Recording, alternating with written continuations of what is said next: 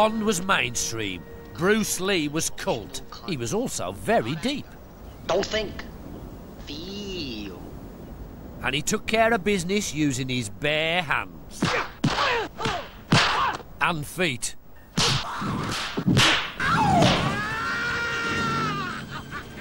Warner Brothers presents Enter the Dragon, the first martial arts film produced by a major Hollywood studio.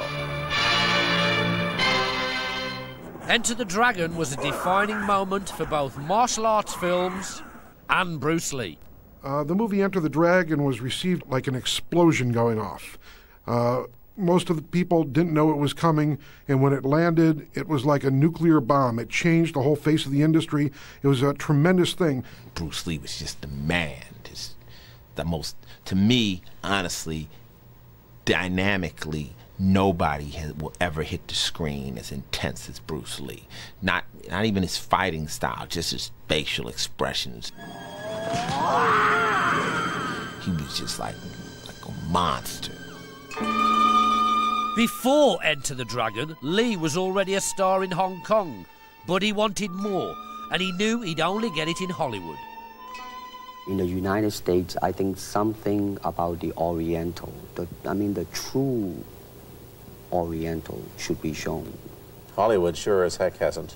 You better believe it, man. I mean, it's always that pigtail and bouncing around, chop, you know, with the eyes slant and all that.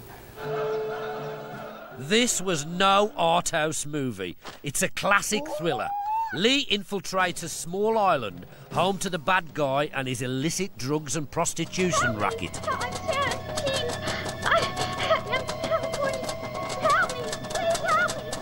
It wasn't a complicated plot. It wasn't highly sophisticated. It basically said Bruce Lee has been damaged by what happened to his sister and other people in this movie. And now he's going to go to this island and he's going to kick some butt and make up for it. You have offended my family, and you have offended the Shaolin Temple. The plot may have been thin, but the fight scenes showed Lee's genius and turned him into a Hollywood icon. Certain cats wanted to be so tough, and they just weren't, you know. I gather you still don't have enough to bust up his operation. We know everything. We can prove nothing. But he had it all there. It wasn't like he was trying to fight and he wasn't in shape. His body was there, everything was there. And the cool thing about Bruce Lee was he was that good in real life. He was fast.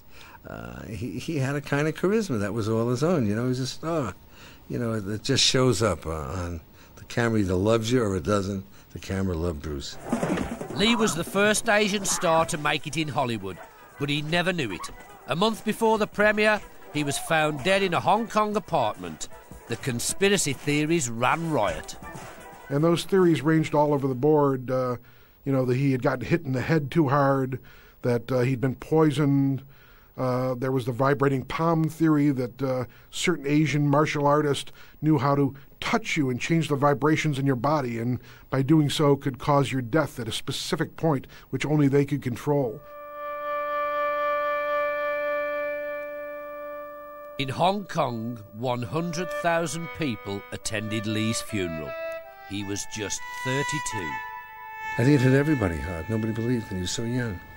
I mean, it's impossible to think of a kind of life force.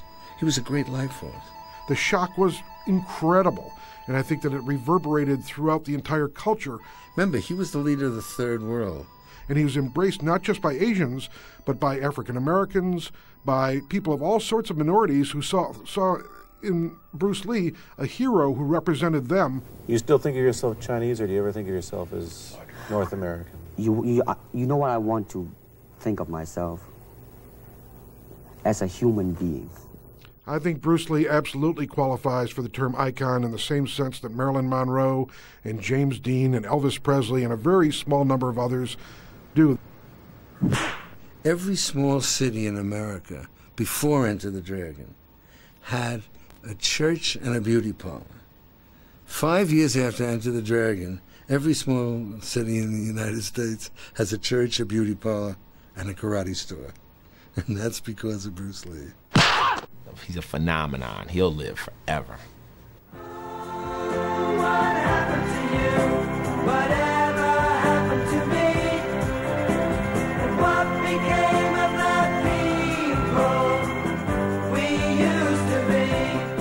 take a look at some great sitcoms which started in 1973.